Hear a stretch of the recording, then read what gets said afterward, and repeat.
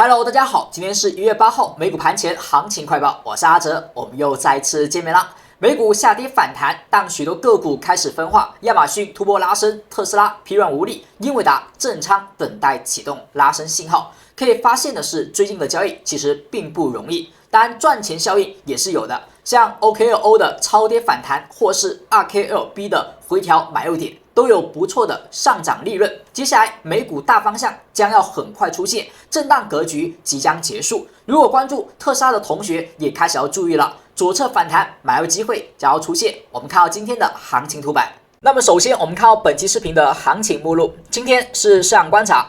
纳斯达克指数第277期的视频。那么阿哲依旧会通过以下3个部分讲解本期视频美股的盘前观点。那么第一部分，我们还是要看到有关指数目前美股市场的一个大环境观察。阿哲会通过技术面，我们来知识点回顾一下。那么新同学一定要认真听了，之前的视频当中一些观点，我们重新再讲解一次。然后对目前的美股指数、纳指和标普的见顶 K 线和未来的反转条件，阿哲会在第二部分进行讲解。最后呢，会讲一下指数当下日内趋势走势如何，以及产生的风险和买卖信号，我们在日内如何去发现。这是第一部分对于整体大环境指数的解析。那么在第二和第三部分，我们再开始有关于个股的分析。这会讲到特斯拉、亚马逊、英伟达、谷歌、甲骨文、MSTR、微软、博通、AMD、HOOD、APP、Circle、SMCI、OKLO、PLTR、Coin、美光、Meta、RKLB 等以上个股的解析，希望对您能够有所帮助。如果您是一位新同学，首次观看阿哲视频，那么阿哲需要做一个温馨提醒，你会看到目录当中所涉及到的内容标的是比较多的，所以阿哲的视频时长一般呢会偏长，所以如果您不太喜欢观看长视频，或者说不是每只标的您都感兴趣，那么您可以点击时间轴，阿哲呢把每一只标的已经标记好了段落，点击对应的段落可以快速跳转到那一只标的上。那么对此，阿哲只有一个建议，就是第一部分千万不要跳过，因为第一部分我们会把知识点进行详细的讲解，同时在个股交易当中，我们会根据指数环境来去判定交易的策略。比如说目前的指数，如果阿哲只看反弹，那么个股很多时候仓位不会太重，而很多时候一些趋势交易机会可能也只是看短线的，而不会以波段中长线去看。那么接下来呢，我们来到今天的正式内容。那么第一部分观点回顾，我们还是看到现在的市场走势，它是纳斯达克指数的日线图表。从走势上，我们一直有讲到，它处于一种三角形的收敛状态。那么这种收敛状态越靠近1月13号啊，那么越容易发生变盘。1月13号呢，就是2条趋势线的夹角。那么这种夹角位啊，正常会有一个变盘的产生。所以到时候1月13号，我们要注意一下它的前后，如果是加速到达1月13号，那么这里呢容易是高点；如果是破位然后下跌到1月13号，那么容易呢是一个反弹的低点。那么这两种是大概率事件，就1月13号的变盘点容易是高低点。另外一个，我们可以看到下降趋势线当前呢是被靠近，而且被突破，突破呢1天2天。那么这一个三角形突破是否有效，还待确认，因为它第二根 K 线是长上影线，说明有空方的力量开始介入。那么介入程度怎么去看？我们在第二部分会讲一下。当下呢，我们来看到纳指和标普两个图表，那左边呢是纳指，右边是标普。那么纳指走的是一个对称三角，相对的收敛的状态，多空之间是均衡的，就是它没有特别强的多头，也没有特别强的空头，所以这种是对称三角的特征。而标普500呢，它是一个向上的楔形啊。那么什么叫三角？什么叫楔形？如果是你发现两条趋势线啊都是向上的，就是它的方向是一样的，都是向上的趋势线，这种一般我们叫做楔形。那如果你发现它两条趋势线呢是相反的，这种正常啊是三角形。那有时候呢可能这个上方是平行的，而后下方是向上的，或者有时候呢是下方是支撑啊，上方是向下啊，这种是三角形。而当你发现趋势线都是向上的或者向下的构成的收敛啊，这种叫做楔形。按照股市的技术分析统计概率来讲，向上运行当中它所产生的楔形结构啊，往往它的方向后续是向下破的概率更大，向下所产生的楔形呢，向上进行反弹突破的概率会更大。所以当前从纳指的对称三角，我们看不出它的方向，因为对称三角是多空均衡。但从标普500的走势来看，它是向上的楔形，那么这种收敛到最后往下破的概率是远大于往上去继续运行的概率的。所以从目前的角度来说，它还没有去突破，没有做出选择。但我们从一个预判性预测的角度来看，提前是要小心它后续标普走下跌的这种情况。那么在这种现象之下，哪怕纳斯达克指数出现了突破，哪怕后续有上涨，我们要小心它有可能到1月30号附近会走出突破后的回落。所以当前阿哲认为这是一个相对可能性比较明确的一个路径。那它也有可能会下破而后反弹啊，也是可以的。但整体方向当下还是偏向下的一个中期方向。那么短线我们目前看涨，但也只能短线看涨。而后我们来看一下最近2个指数所产生的最新的短线的 K 线啊，见顶方面的一个信号，在纳斯达克指数出现了运线突破后的长上影线，标普500呢是在出现上涨时触碰了楔形上轨它的一个负阴线。也可以叫做乌云盖顶。那什么叫做运线的长上影线呢？就是它构成了一个运线组合，前2根。好，那么子线呢是被突破的，突破之后这里看涨，所以这个地方是一个初步的短期看涨。看涨第2天冲高，冲高过程当中，我们说你下一个看涨点是要突破这个运线的母线的高点，而后我们才确认看涨。而你会发现，昨天出现长上影线，在这个母线高点附近出现，说明这里呢是一个还未有效突破，那么它就容易走震荡，甚至呢去重新测试母线的低点，这是要小心的。当然，当下的这个信号无法直接构成看跌信号，因为长上影线只能说第一次突破失败，而我们要关注的是它的第2天。第2天比较害怕的是收一根阴线，重新跌回子线的区间之内，那么就说明本次的冲高回落。短线看涨机会结束了，消失了，它是一次短线日内的一个机会。好，那后续呢，它就容易测试下方的子线低点和母线低点，所以今天一旦走出这样的阴线，短线要赶快撤，这是一个很右侧的信号了。而如果今天不出现这种 K 线，而是在这里出现震荡，那就还好啊。整体来讲，空方力度有，但是不强。而如果今天连震荡都没有，直接收一根阳线，重新站在母线高点之上，这种叫做见顶 K 线出现后的被反转现象。市场该跌不跌，有空方却没走空方方向，那么市场将是说明多方强势，而市场只是停顿，后续依旧看涨。所以母线高点作为界定点，后续市场是见顶还是继续多头走反转，继续打压空头，那么我们就可以看到母线高点是否能被收盘站上。如果不行，收阴下跌破长上影 K 线的低点，那么小心了，要测试运线母线的低点。那么标普500的负阴线呢就简单了，我们曾经讲过很多次啊，什么叫负阴线？就是如果能够高开高走更好啊，如果是低开高走也行。这是一根标准的乌云盖顶，就是它是高开的，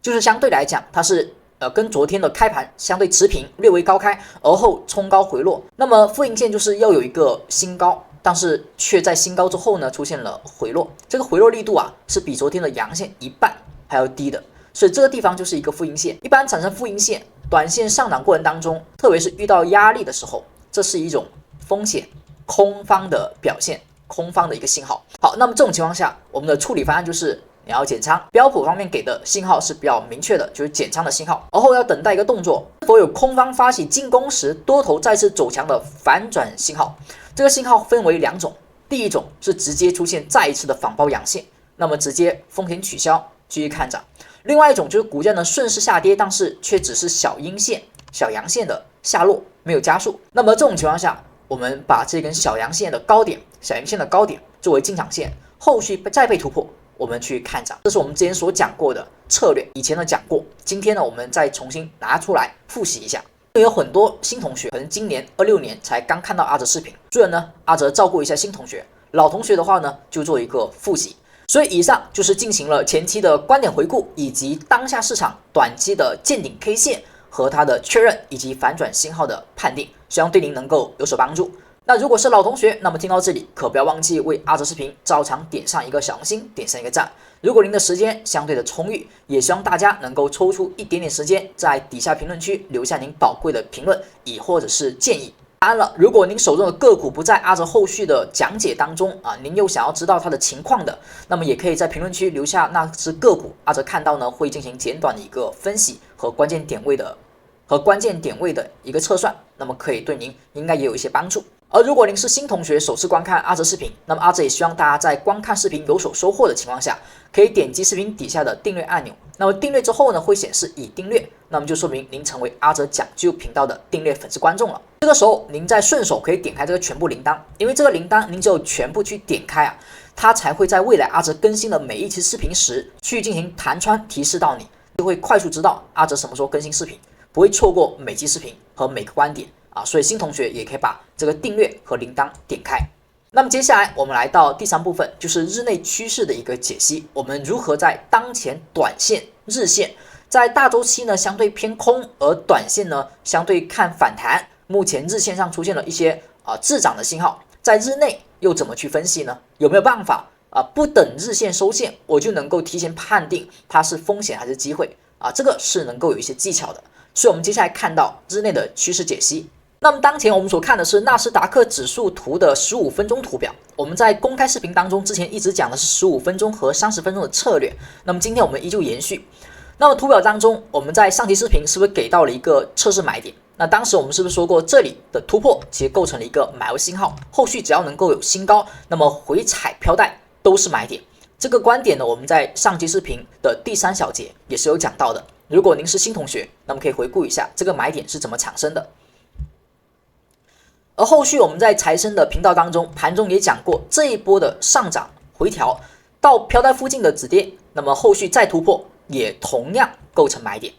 这种买点呢，就是之前 RKLB 所产生的日线回调买入的一个机会，买入一个手段。那么在日内，其实指数同样也是适用的，也构成买点。这种买点之后啊，只要能新高，那么就没有问题。所以至少在15分钟这一波上涨和后续的回踩周这一波上涨，都是能够比较轻松去把握的。然后这里阿哲要提醒一下，就是目前你所看的图表当中这一个指标呢，它是一个模板，阿哲称其为山海趋势图。那么这个模板呢，刚开始它是只有图中的这个彩虹带的，也就是游龙线和伏五线。那么最近阿哲进行了一个更新大升级，叠加了几个其他信号，叫做聚宝、避险、蓄势、踏浪、白玉、金顶等多6个信号。所以这个模板当中呢，会有7个指标的组合。而您只要是财神同学，亦或者是频道的订阅粉丝观众，都能够有机会去使用这一款指标。稍后阿哲会告诉大家怎么样去使用，以及怎么样的去激活这个指标。所以还没有点关注的同学啊，记得点一个订阅。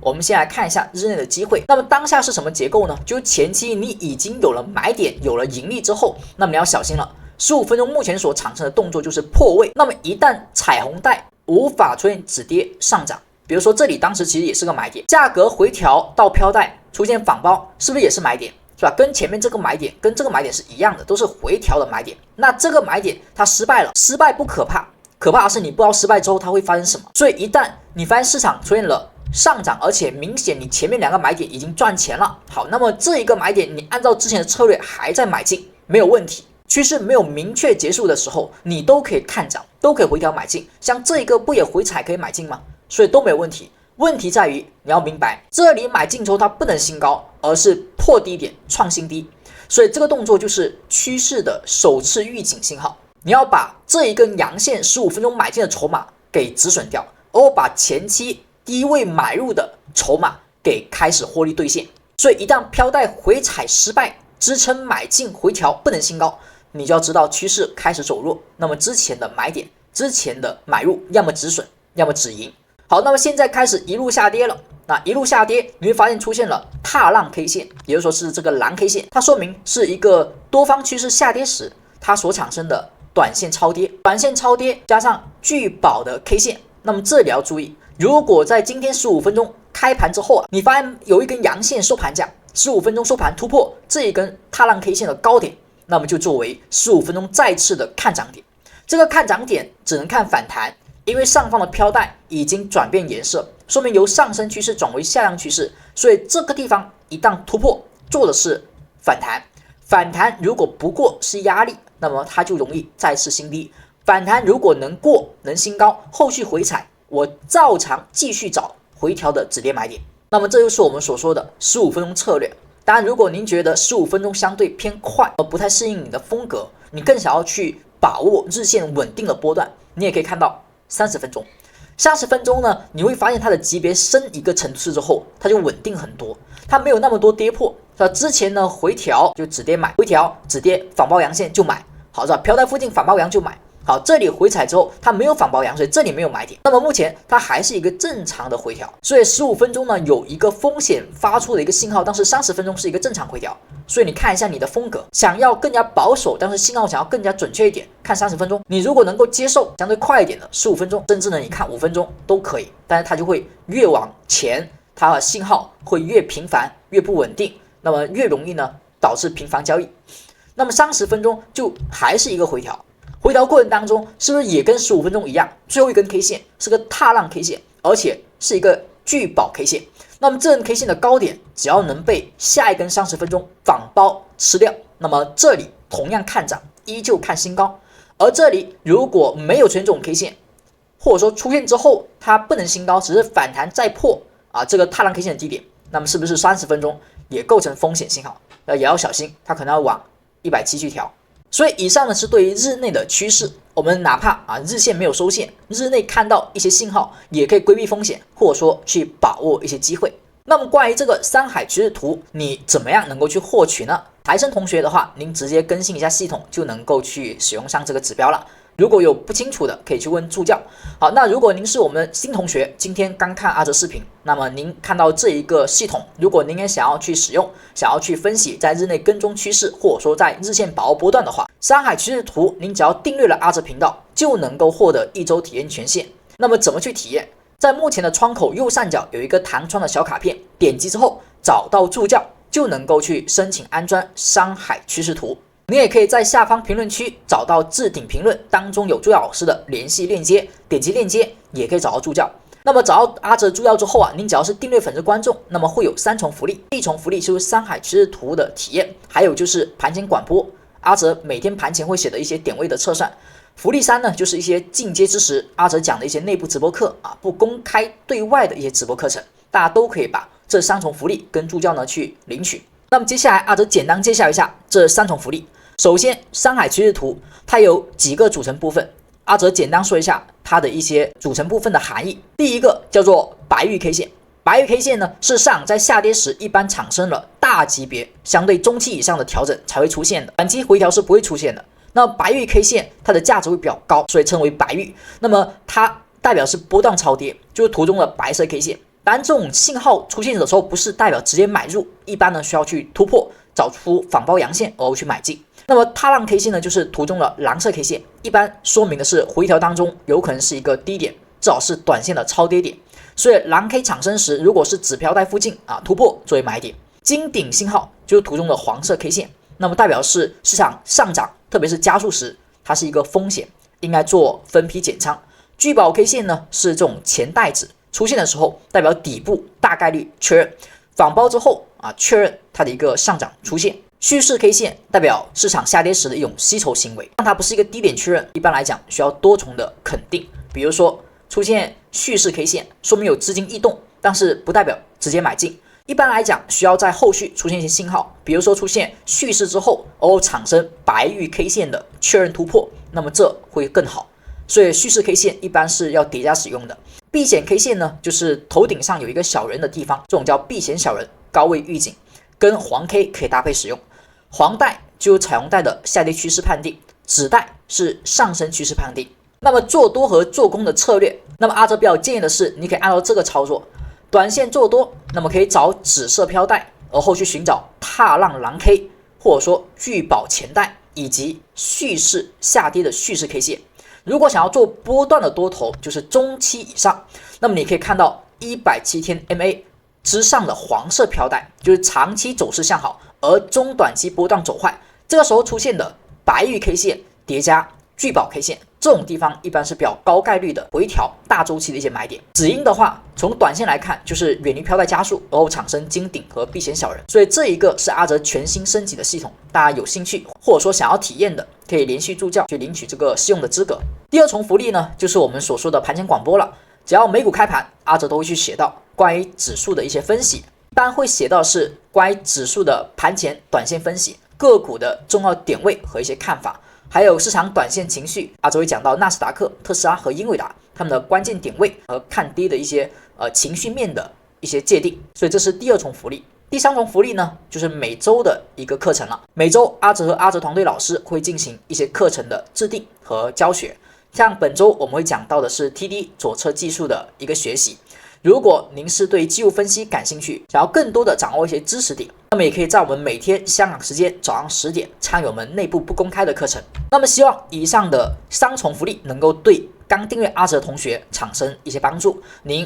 阿哲希望您在刚订阅阿哲开始就能够收获一些什么，比如说知识，比如说一些使用的方法，比如说一些市场行情的机会和一些风险的规避，都能够在订阅阿哲之后能够快速的掌握，快速的进步。那么以上就是第一部分关于指数、关于市场大环境的观察。那么接下来我们看到第二部分，对于指数环境有所明白之后，个股解析我们就能够有一些策略制定。在个股解析当中，阿哲也还是会照着上海趋势图来去进行讲解。所以您如果领取了上海趋势图，那么不会使用的同学一定要把后面个股解析当中对于该模板的使用技巧好好的去进行听一听。那么第一只标的我们看到特斯拉。特斯拉目前的走势呢，就是连阴之后呢，虽然有止跌阳线，但是止跌力度比较弱，市场出现了晕线下破。那么对于这种走势，一般右侧来讲，大家注意了，我们做交易、做分析，一般有左侧和右侧之分。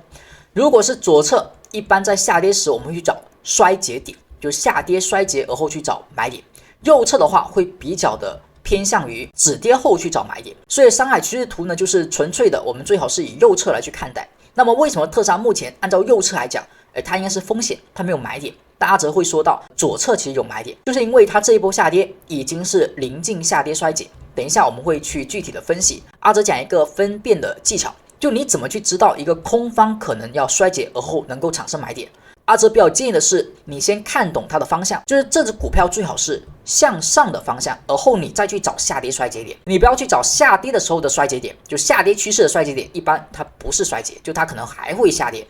因为下跌不言底，上涨不言顶。所以上涨时呢，不要随便去找上涨的衰竭点，就下跌时呢，不要随便去找下跌的衰竭点。而当前的特斯拉在大周期来讲呢，其实还算是一个中期波段向上的，底在抬高，顶能够新高，所以它可以去找上升趋势当中的下跌衰竭。那我怎么去找衰竭点？正常阿哲会用到2个技巧，一个呢是大家所熟知的，就是 TD 九转，也就是神奇九转，等一下会讲到。第二种就是新值。那什么叫新值？就是市场一个创新高和创新低的一个次数。比如说之前在这波下跌时，阿哲是怎么告诉大家这里可能会有机会的呢？当时我们会教大家去数它下跌的一个次数，比如说找到一个最高点，它呢就是0号 K 线，后续只要被打破新低，那么新低 K 线则记为1号 K 线，新低 K 线再次被打破，那么打破 K 线为2号 K 线，2号 K 线再次被打破新低则为3号 K 线，3号 K 线的低点又被打破则为4号 K 线。好，那么4号 K 线的低点又被打破了，这里是5号 K 线，5号 K 线的低点又被打破，这里是6号 K 线。那么如果刚好到6的地方又到了支撑点上，那么这个地方一般左侧容易出现衰竭，结合右侧的止跌阳线，那么效果会更好。那么这种下跌打破而后去计数的话，它这种方式就叫做新值计数方法。那么正常新低时，你要关注的是3个数字，一个是3次新低，还有6次新低和9次新低。那么这3种新低的数列就是要关注的。正常市场如果是一个上升短期回调，它不会打破那么多新低的。好，比如说这里它是一个0号 K 线，0周被打破1次新低，再被打破新低2次新低，再被打破3次新低，是吧？整体来讲就到低点了。这种是小波段回调时，容易是3次新低。那么这一波呢是一个6次新低，级别就更大一点。好，现在是多少？你来数一数。股价呢在高点，这里是0之后1次新低，2次新低，3次新低，4次，5次，6次，6次之后它是跌破支撑，附近没有支撑，而后没有止跌，所以这个地方呢和前面的6次不一样。既然这个第6次是个 IRK 线，有一个支撑线，所以整体当时能够止跌，这里不行。所以6之后呢，这里为7，好，7之后反弹一天再创新低，这里为8，也就是说如果再打破8的低点就为9次新低。正常一波股价上升趋势往下调，它大概率在369的地方会产生多方的进场。如果是小的调整不影响趋势的正常就是3次。如果相对中期调整，那么就是6次。所以上升趋势一般我们允许它会有星值3、星值6都是要关注的，但到了星值9的时候啊，正常后市就走坏了。所以一旦市场出现星值9，如果你有兴趣，你就回顾一下特斯拉之前的上涨，每一个大波段上行的时候，它是没有星值9的。很多时候出现星值9时是干嘛呢？趋势走坏了，后续呢很难短期走好的。所以正常来讲，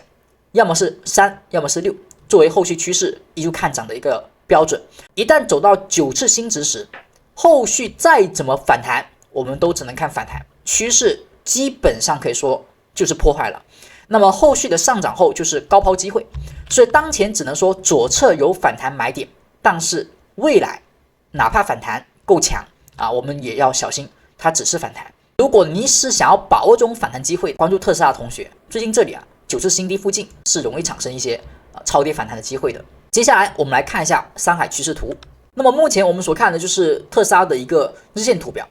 在图表当中我们所看到的就是山海趋势图的一个图板了。那么刚才我们说过，这里是一个8次新低，再往下打的话呢，就是9次新低。好，那么9次新低附近，它是不是出现了踏浪 K 线？踏浪 K 线呢为短期超跌，而后又有一个聚宝 K 线，所以它是一个多重底部信号的一个出现。那么共振之下，我们在右侧来讲，就因为山海趋势呢是看右侧的，右侧的话，我们要等待什么？收盘价突破这个踏浪 K 线和聚宝 K 线的高点，然后去看涨。而因为它上方是一个黄色飘带，所以看涨的第一个目标就是反弹黄飘带的附近。黄飘带是多少呢？它大概是在 460.977， 它的游龙线啊，就是最底下的这个线是 460.77。像前期股价下跌的时候，它是一个黄色带，而底下这个170，这是不是我们所说的做波段大底的时候你去看到的170向上，然后股价在上方出现黄色带，下方呢是一个聚宝 K 线。还有踏浪 K 线，好，两个 K 线都有了，只是没有白 K 而已，但是有聚宝 K 线。好，股价突破是吧？我们去找买点。那么现在呢，就是等待这种机会，是否聚宝 K 线能够被突破？如果有，右侧为买点。那左侧的话，我们打开一个指标，神奇九转。目前我们所看的就是神奇九转这个指标。神奇九转呢，出现了一波下跌，而后它是不是1到8都出现了？那么这一个条件就是比4天前要低，所以8号 K 线它的4天前是1、2、3、4，8号 K 线的收盘价比4号 K 线的收盘价是低的，所以它是8号 K 线。那么今天如果构成9号 K 线，那么神奇九转就出现了。好，9号 K 线的条件要跟4天前比，9号 K 线跟谁比呢？跟5号 K 线比，5的收盘价在这里。那我们看一下5号 K 线的收盘价是 438.07， 今天的收盘只要在438.07之下，那么9就形成。那么神奇九转加新值到了89附近，那么又是一个踏浪 K 线和聚宝 K 线，所以这里是多重信号的产生组合。如果你是比较求稳的话，可以仿包踏浪 K 线之后去看涨。如果是偏左侧想要激进一点的，这个地方9形成，或者说股价再破新低啊，就直接作为日内找买点的机会。那么这个止损位到时候怎么设呢？到时候阿哲会跟大家去讲啊，它的止损呢是有点不一样的。那么以上是关于特斯拉的分析。那么接下来呢，我们看到下只股票是亚马逊。目前所看的是亚马逊的日线图表。在上期视频我们是不是讲过亚马逊用哪个地方去界定它的空间合理呢？就是170天线。所以我们在用这个山海趋势图的时候，阿哲呢也是习惯性比较喜欢去叠加170天线，做一些可能更大周期的研判。当股价呢如果是调到了170附近，或者说股价下跌反弹到170附近，正常来讲这种位置是要去关注的。平时你可以不怎么去看，但是一旦到这附近你要看一下。所以我们在上期是不是讲过，因为这附近呢刚好是在170向上而后它形成了一个震荡，这里还有一个相对的收敛状态，所以你要注意它很有可能会产生一些中期的底部行情机会，就跟前期像这个地方一样，中期底部而后170附近出现收敛，价格突破，只要这个突破是有效，那么它的目标正常是前高附近，所以这个地方它突破了。好，目前我们要关注了，行情在后续找到买点之后啊，目标可以看到前高之上。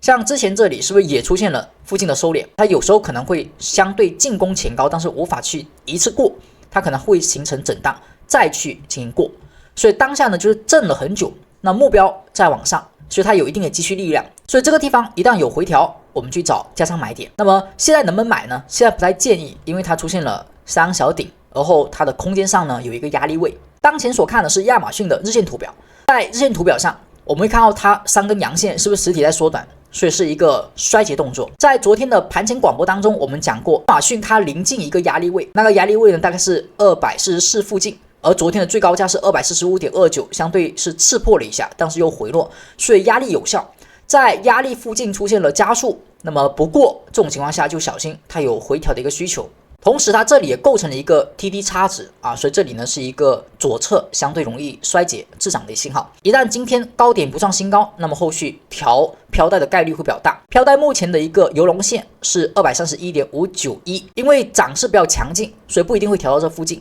所以到时候呢关注一下大阳的一个中轴线，也可以作为一个回调的第一目标。如果中轴无法撑住，再去看市场大阳的低点以及呢游龙线附近做一个支撑。而目前的亚马逊已经构成了三角形突破，所以当下呢，我们可以看170附近向上的一个反转，中期目标是前高，短期呢这个地方容易回调，找回调买点即可。以上呢是关于亚马逊的一个分析。那么对于亚马逊，那么阿哲呢在平时的一个盘前广播当中也都会去提及。如果您是一位新同学，刚点击订阅，目前您还没有领取相同福利的，那么不管是山海趋势图，还是说盘前广播，亦或者是内部课程想要激活、想要去领取福利的同学，那么不要忘记点击右上角小卡片去找到助教去激活福利即可。下一只个股我们看到英伟达，目前所看的是英伟达的图表。英伟达呢其实也还是在170之上出现了震荡。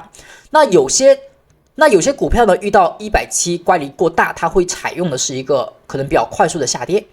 那么像英伟达其实还是 OK 的，它整体是一个震荡，那170向上说明整体中长期趋势没问题，只是中期走势出现了一个震荡行情，它还在走一个盘整，多空之间都有争议。那么后续是选择破170走大级别的顶部趋势，我们说的一个相对的双重顶结构。那么还是说它这个地方是170上行过程当中的一次震荡，后续还会选择向上呢？我们要关注它有一些结构性的一个关键点。近期呢，看一下前方的这个颈线位的回调，是不是在突破之后产生了回踩？当前来看，整体力度还是比较能够接受的，因为它是个震荡，连续的震荡没有过之前跌破 K 线的大阳一半，受它有支撑，那么这个时候就等启动。我们今天说这种大阳中轴线不破，而后当阳不破，你要关注的时间节点一般呢就是5天、8天、13天。那么现在5天过了，8天过了，那么接下来就看13天。所以这个启动信号它越往后就越弱。所以英伟达如果一直震到13天还不启动，那就比较麻烦。那这个地方可能就容易回踩失败，容易向下所以当前这个走势是一个正仓多空之间的博弈，我们希望它不要太久。当下呢有点越来越久，越往后走就越容易走弱所以5和8的强势周期过了之后，到13只能说正常了13还有多久呢？面前是9天，也就是说还有4个交易日，在这个过程当中能够启动还行，到13再启动相对的就正常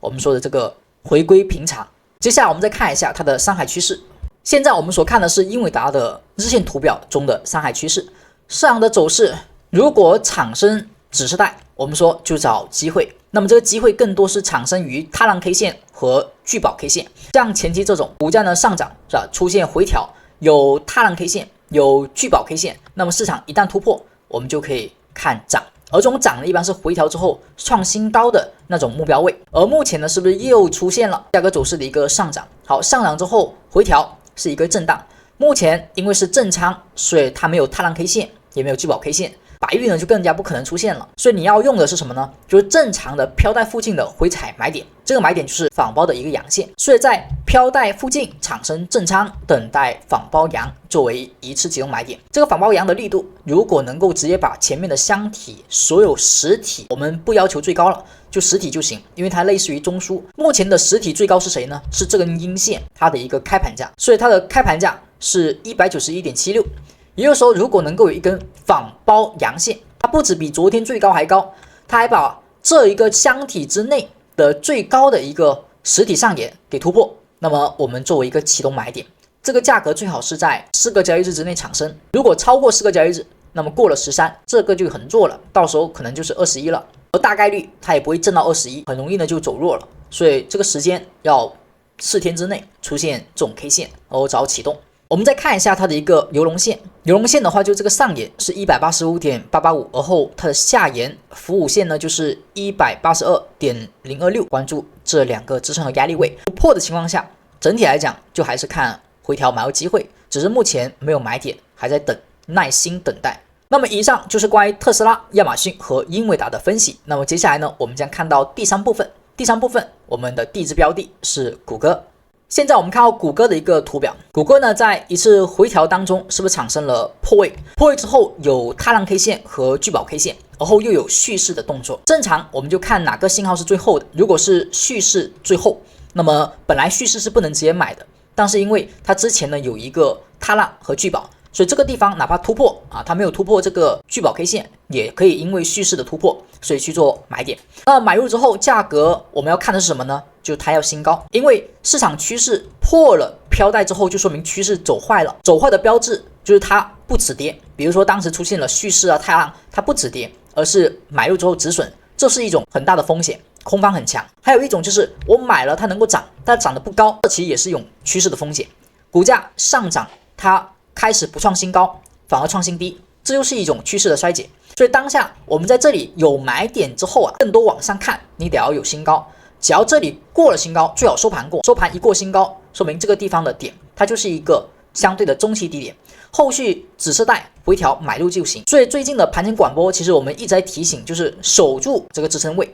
后续股价依旧看涨。在盘前广播当中，我们是有多次提及谷歌依旧维持看涨的一个概念。昨天是飘带附近止跌回踩反包阳，所以继续呢维持看涨，目标新高之上。不过这里阿娇提醒，就是大家在找买点时，尽可能不要找破飘带的，因为破飘带之后它的操作难度呢会变大，很多时候一不小心就是反转。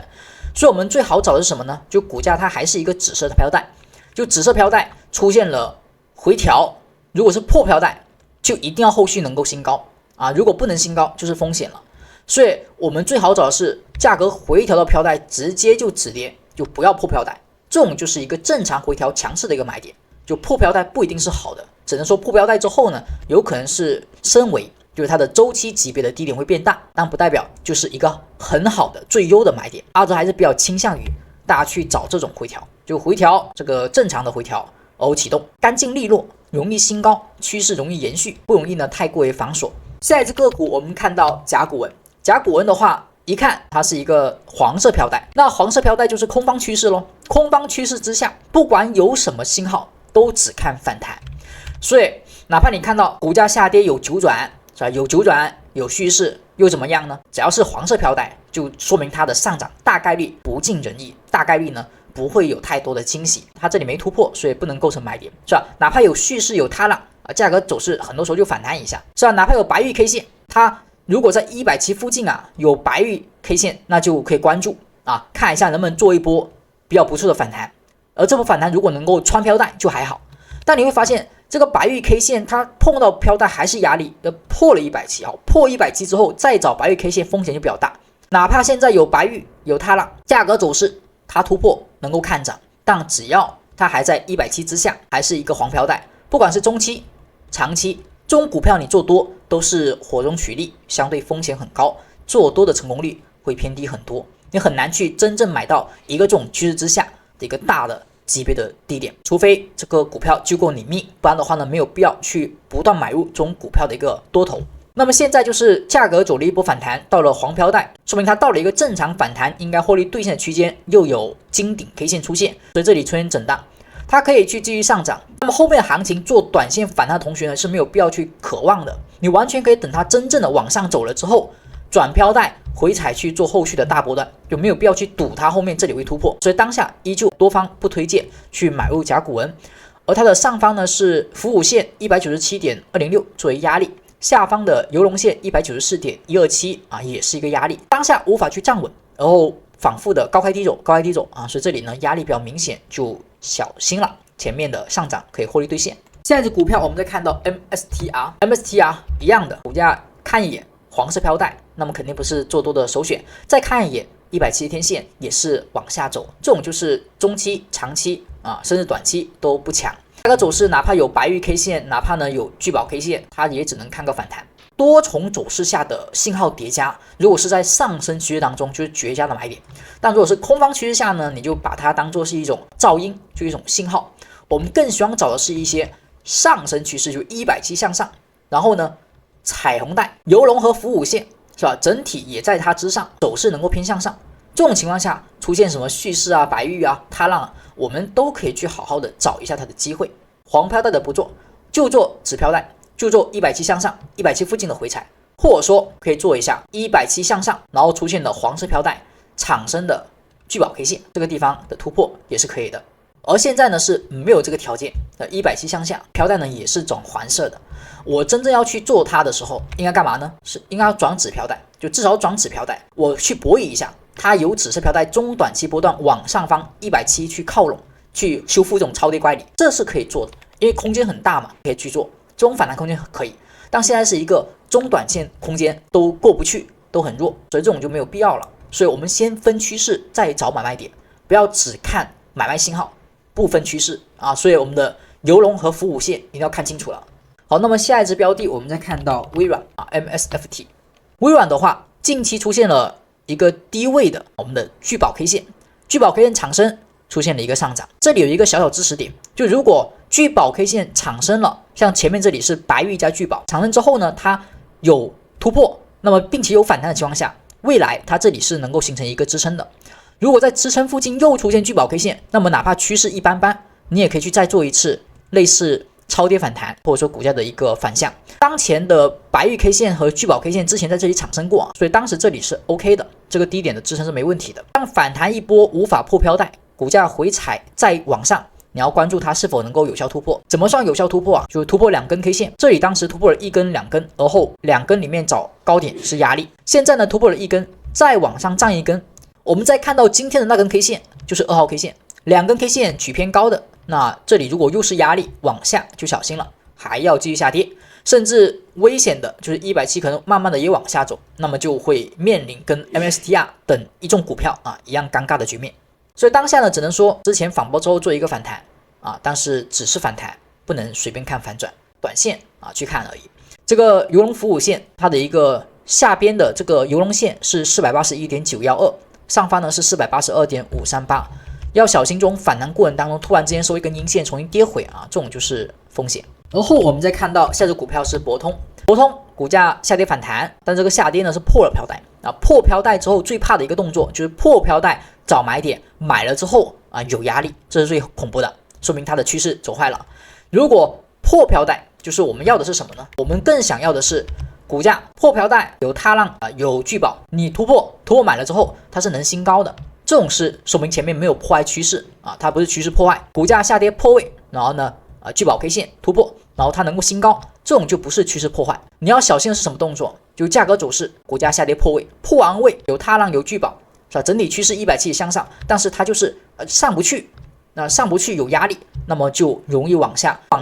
一再破低点，是走了一个上升趋势的不创新高再创新低，那这个地方趋势就是走弱了。一旦走弱，想要再回去啊，要比较大的功夫啊，所以我们要注意了。这个地方往上到170，这个地方往上到黄飘带附近，它的压力359.8，目前还没碰到。下方的游龙线呢，347.286，当下是无法去站上，所以比较弱。这种弱势的就做反弹高抛获利兑现。特别这里呢有一个金顶 K 线被破位了啊，金顶出现被跌破，风险出现。一旦出现金顶 K 线啊，有时候呢金顶产生，而后再出现逃跑小人，反正这2个信号哪个先出现就先看哪个，因为它跟我们找机会是不一样的。就机会 K 线谁最后出现看哪个，风险信号谁先出现看哪个，因为卖出要果断，买入机会要谨慎，所以一个呢偏晚，一个呢偏早啊，我们这是2种思路，相对偏右侧。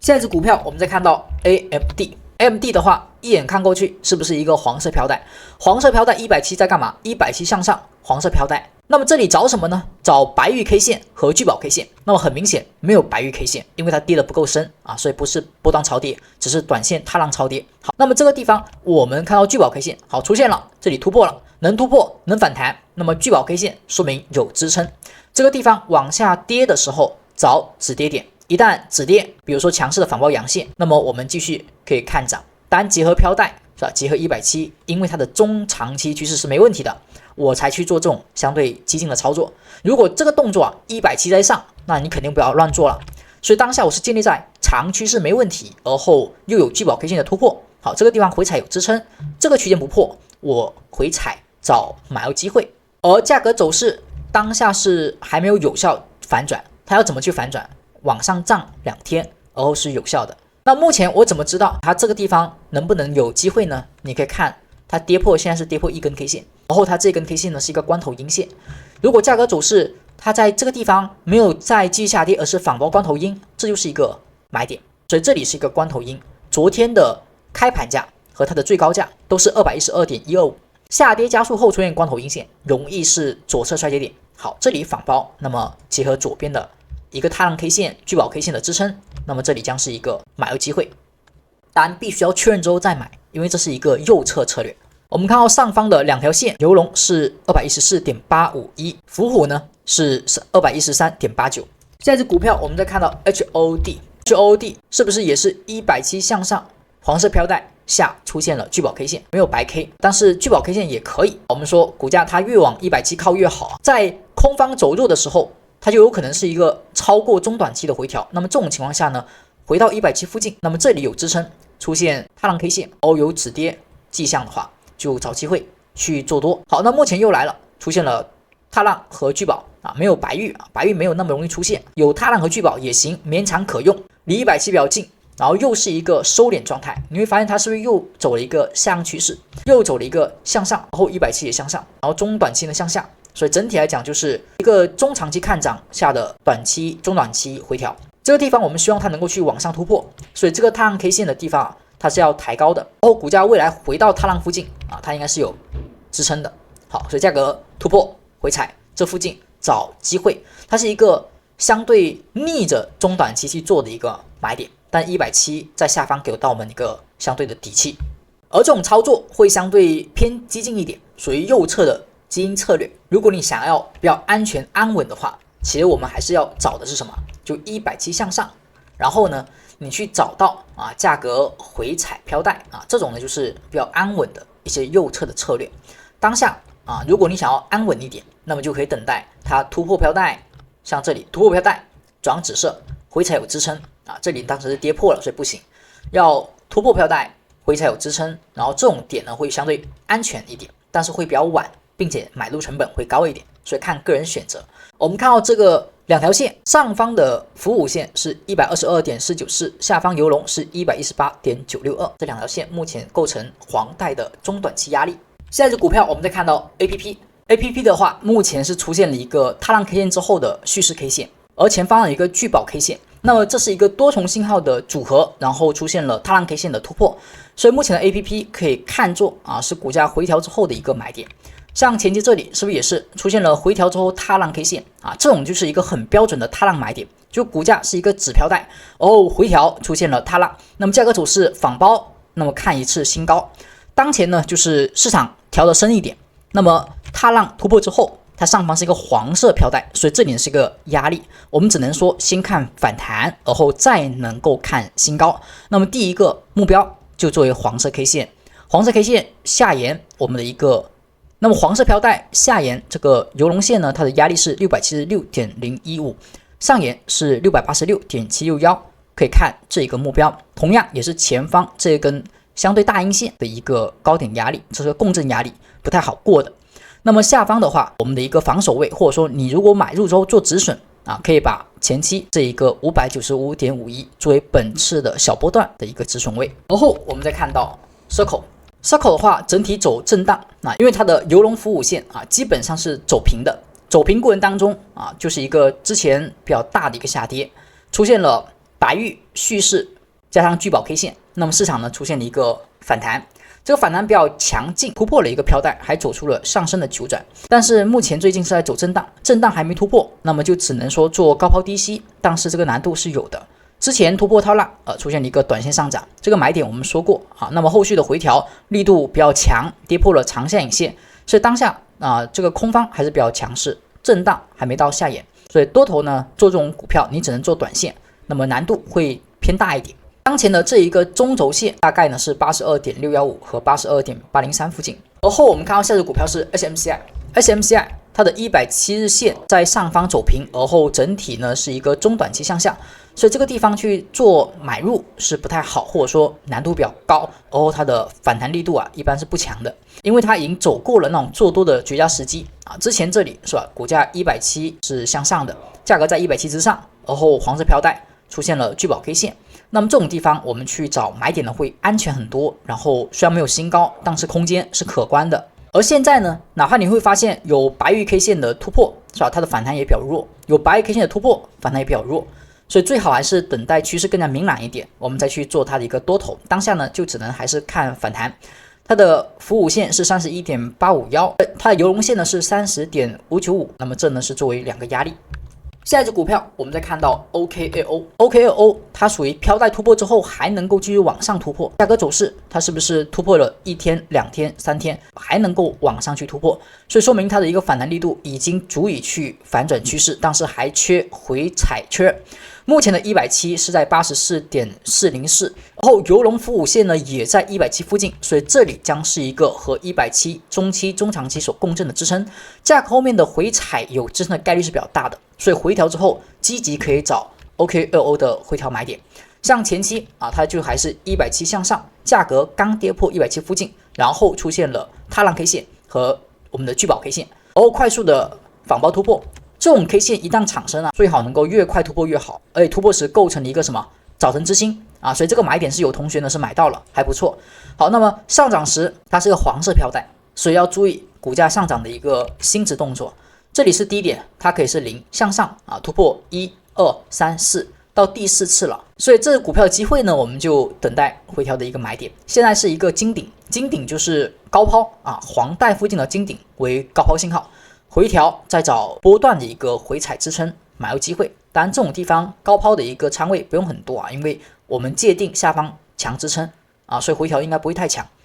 下一只个股我们再看到 PLTR 是170附近产生的踏浪 K 线叠加蓄势还有聚宝 K 线，目前呢是没有突破这个踏浪 K 线的，所以价格走势还是运线上有压力，突破没有有效，最好能够站上啊，我们彻底转为看涨。当上方呢有一个缺口啊，作为一个小压力，然后看趋势的一个回归，整体呢有点偏震荡格局啊。之前这里其实也出现过踏浪，然后呢聚宝 K 线啊，然后突破，这种买点就比较好买。像这种地方呢，它出现了踏浪、聚宝和蓄势之后啊，你的买点是什么呢？啊，突破这个小 K 线的时候就可以买了，突破之后买一笔，如果能够有效站上大 K 线高点再买一笔。好，所以这个地方我们要看一下是反弹还是能够站上，能够站上的话，下一个目标其实就看前高就行了。所以这个地方也是比较不错的，类似于我们之前所讲的亚马逊，只是他们可能比亚马逊呢更强一些。我们看到上方啊，这个阴线的高点压力是 181.35， 而后游龙伏5线呢是 183.316 和 183.722 共振在这里，有上影线，所以这个地方日线上是出现了冲高回落的风险信号，如果收阴线就小心了。今天继续收阳向上，继续看涨，甚至可以加仓。下一只个股我们再看到 Coin 一眼过去是不是黄色带？黄色带啊，哪怕呢有聚宝 K 线和踏浪 K 线，甚至呢有白玉 K 线啊，整体也只能看反弹。反弹的方向就是黄带附近作为主要的反弹空间，而目前的趋势在慢慢走坏，所以至少你要做多，或者说相对的做波段，你要等到它的飘带有效的突破。目前是连破都没破，所以这个地方呢只能做反弹。我们看一下游龙伏虎，上沿是 253.404， 下沿呢是 243.685。 我们再看到下只个股是 Core位就是前期我们说过的背量长阳，这个地方有个缺口，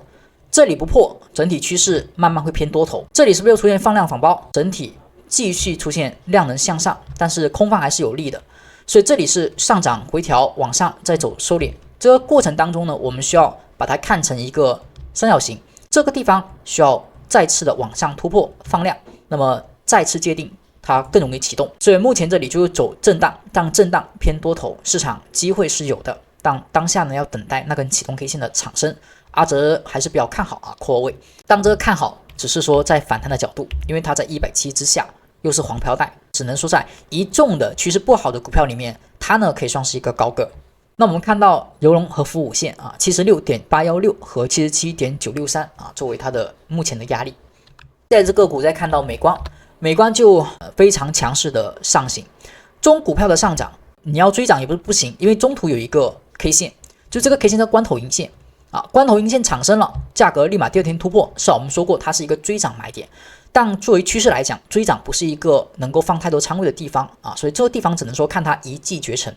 你真正的一个买点呢，只能说啊，买到之前的踏浪仿包啊，以及呢聚宝突破啊，或者说是这个地方聚宝踏浪共振啊，或者上涨，亦或者是之前财报发布前啊出现的回踩踏浪突破的一个买点。而现在这种一骑绝尘呢，就是你之前不布置仓位，你现在去布置的话，一不小心就追高了嘛。当下我们认为你涨归你涨啊，之前有仓位我就持股待涨，没有仓位，那么这里不要随便买，等待回踩游龙伏虎线之后啊，我们再去看机会。它的下方游龙线是 291.462， 价格走势目前还在单边持续的上涨，那么有仓位持股待涨，没仓位等待机会。而后我们再看到下只股票是 Meta 的话就是170日线的压制啊，虽然它呢还在走平偏向上，中短期趋势不算特别坏，但还是不太好。前期呢出现了下跌九转，又有白玉 K 线，又有这个聚宝 K 线，而后才突破。那么突破之后产生了反弹到170，就受制于压力了。回踩有踏浪有仿包，但是不能新高啊，所以股价目前就开始走弱。当你发现它是紫色飘带，而后有踏浪的买点之后啊，你的目标肯定是看新高。如果左边高点都无法去突破，那么这种时候就预防它要走弱，就可能还要寻找再次的踏浪点或者说聚宝点。所以这个地方我们说过了啊，你应该去获利兑现，而后等待明确机会。现在还不行，偏弱。上方的一个170短期内很难去触碰了。我们看到游龙线和伏五线是 658.672 和 656.377。最后我们再看到 RKLB， 那么 RKLB 它就是比较漂亮啊，标准的回踩买点。价格如果是紫色带附近啊出现的这种逃跑小人避险 K 线，一般就不用太过在意了。这种 K 线一般是比较怕的是出现哪里啊？就黄色带的时候，就黄色带反弹，如果有逃跑小人，或者说这个黄 K， 或者说股价呢在加速的时候，就它已经加速过了啊，加速过之后出现黄 K 金顶 K 线，然后消失，然后有小人是吧？甚至可能还有九转，这个时候你就要小心。如果它只是一波大幅度回调之后啊，再出现这种金顶 K 线是吧？消失啊，这个呢你要小心。但如果是调了之后，在飘带附近出现小人，出现避险 K 线，这个其实就没有太多担心的。很多时候这种避险 K 线如果是回调时产生，它有时候是直接就是低点。那么我们的回调买点就是往下调，在飘带附近反包阳，是吧？往下调